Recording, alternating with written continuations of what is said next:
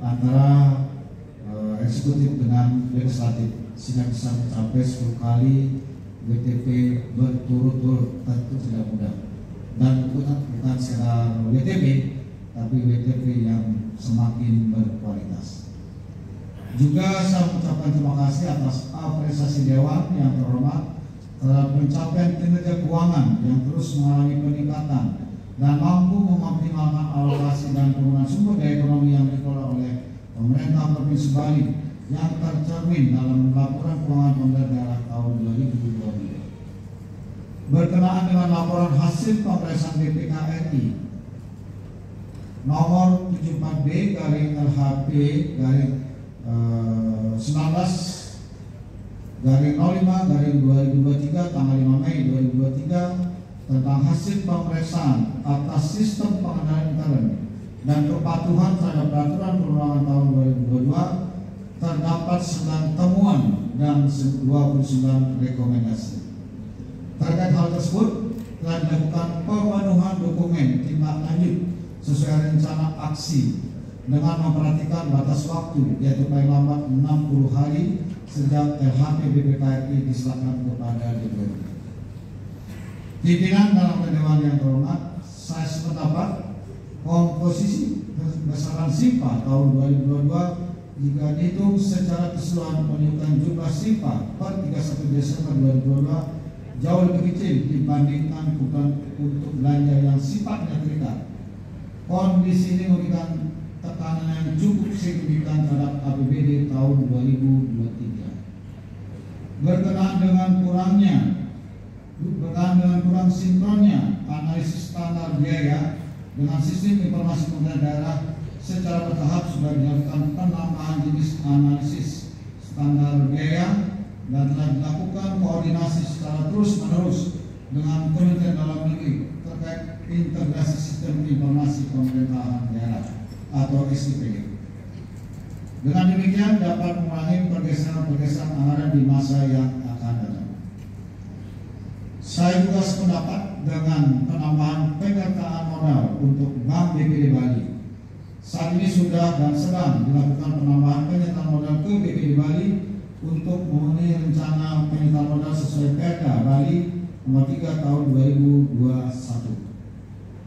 Upaya untuk menjadikan pemegang saham pengendali telah dilakukan kajian analisis investasi penyertaan modal ke BPD untuk perencanaan penyertaan modal secara bertahap disesuaikan dengan kemampuan fiskal Provinsi Bali. Mudah-mudahan kita ada jalan untuk segera bisa menjadi pemegang saham yang mayoritas. Saya sependapat juga untuk segera melakukan penyusunan Raperda dan peninjauan kembali atas peraturan daerah yang berlaku saat ini untuk mengimplementasikan Undang-Undang Nomor 15 Tahun 2023 tentang Provinsi Bali. Dan yang untuk ini saya sudah membentuk tim menyusun Raperda, khususnya berkaitan Raperda yang berkaitan dengan sumber pendanaan yang diamanatkan oleh Undang-Undang Nomor 15 Tahun 2023. Ada amanat pasal 8 Undang-Undang memberikan amanat langsung pembentukan Raperda untuk pemungutan wisatawan, satu peraturan daerah. Kemudian satu peraturan daerah lagi untuk pengenaan kontribusi bagi pelaku usaha yang melakukan aktivitas usaha di Bali untuk menjaga alam, manusia, dan kebudayaan Bali. Dan pada yang ketiga adalah pengaturan CSK dari Badan Usaha Milik Negara dan badan usaha lainnya termasuk swasta di Bali ini yang selama ini kurang terarah bisa kita arahkan agar menjadi lebih produktif dan menjawab persoalan konkret apa yang menjadi kebutuhan mendasar kita di Provinsi Bali. Sehingga kita harus menyelesaikan 3 Raperda yang baru tanpa harus menunggu peraturan pemerintah karena diamanahkan langsung dari undang-undang diterjemahkan, diimplementasikan dalam peraturan daerah. Mudah-mudahan dalam waktu seminggu ini sudah selesai, dan sebenarnya jadwalnya minggu kemarin timnya sudah presentasi, tapi karena masih ada acara lain, saya menunda agendanya akan dilakukan di akhir minggu ini, sehingga begitu selesai akan segera saya ajukan kepada Dewan segera dibahas, karena ini merupakan perda yang sangat penting untuk meningkatkan sumber pendapatan asli daerah pemerintah Provinsi Bali.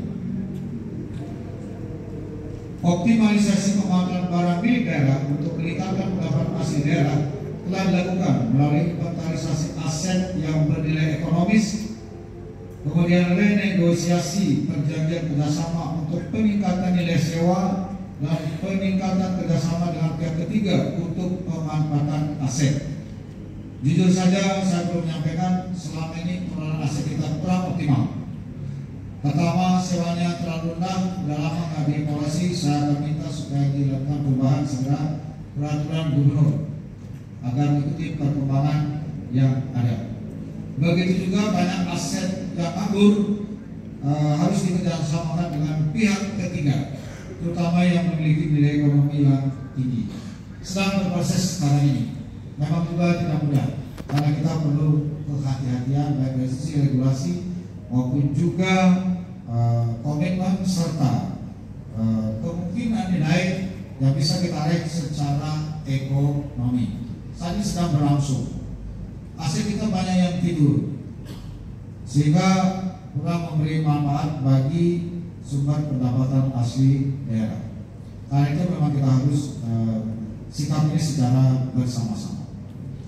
Berkenaan dengan LHPPBK, perwakilan Bali mengenai tumpang tindih pemberian insentif kepada perdesa adat, saya sudah melakukan pertemuan dan menugaskan Kadis PMA koordinasi dengan Majelis Desa Adat Provinsi Bali dan Kabupaten Kota Sebali serta pemerintah Kabupaten Kota Sebali agar dilakukan evaluasi mana yang menjadi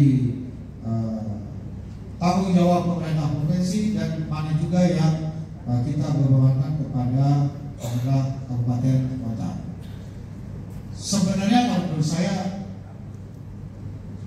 pemerintah provinsi dan pemerintah kabupaten kota itu dapat saja bersama-sama memberikan satu insentif kepada desa adat, karena memang desa adat memiliki peran untuk menjalankan misi dan program tidak saja pemerintah provinsi tapi juga pemerintah kabupaten kota.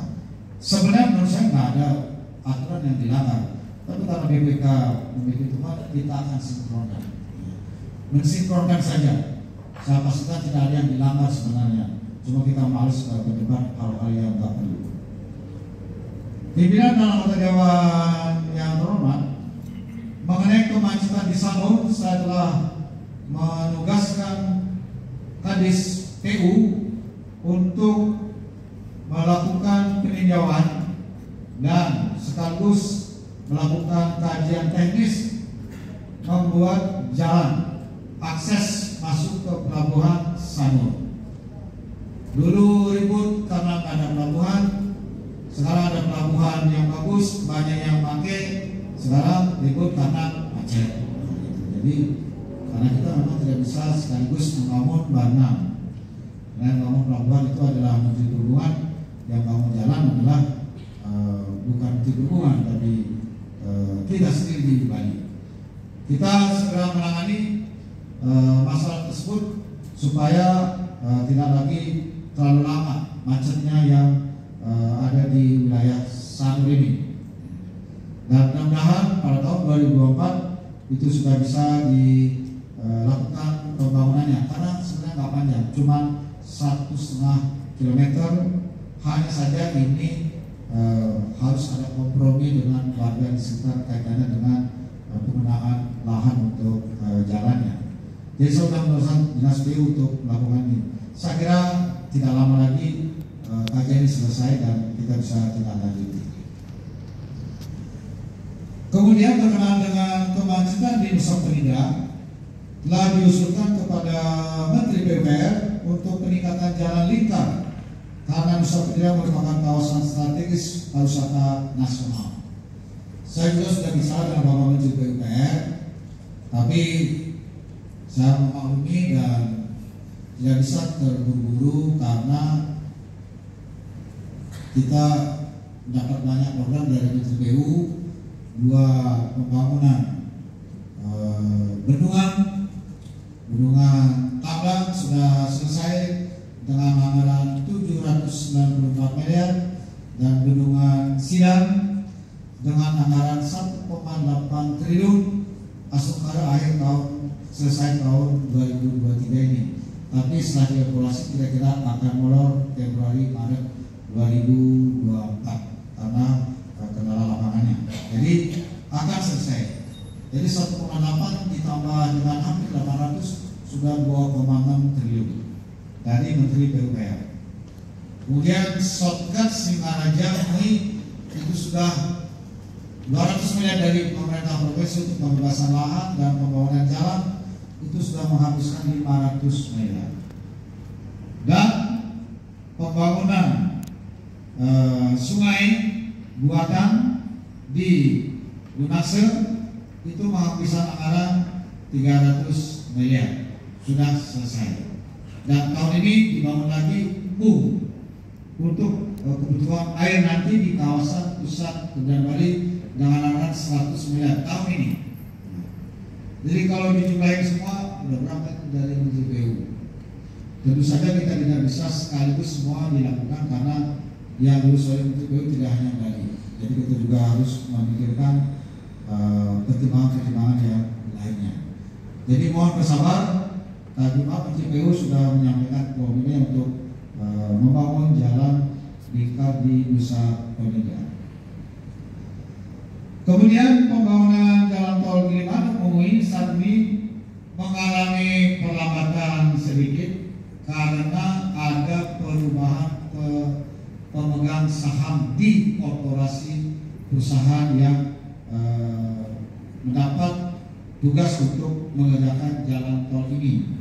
Sedang ditangani oleh Menteri PU, akan ada proses dan mekanisme baru yang harus ditempuh untuk pergantian pemegang saham sehingga pembangunannya dapat dilanjutkan.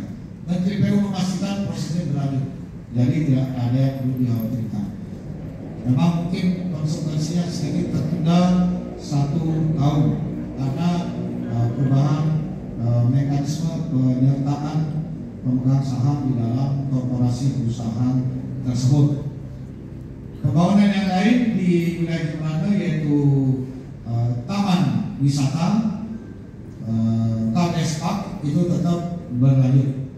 Jadi saya mohon kepada pimpinan anggota dewan dan masyarakat Bali agar memaklumi kondisi tersebut. Jadi karena daya tariknya tinggi pembangunan jalan tol ini banyak yang berminat dan kemudian ada peserta baru yang ingin berpartisipasi sehingga perlu perubahan di dalam mekanisme penyertaan pemegang saham. Bukan tidak ada investor, tapi banyak yang berminat. Jadi beda.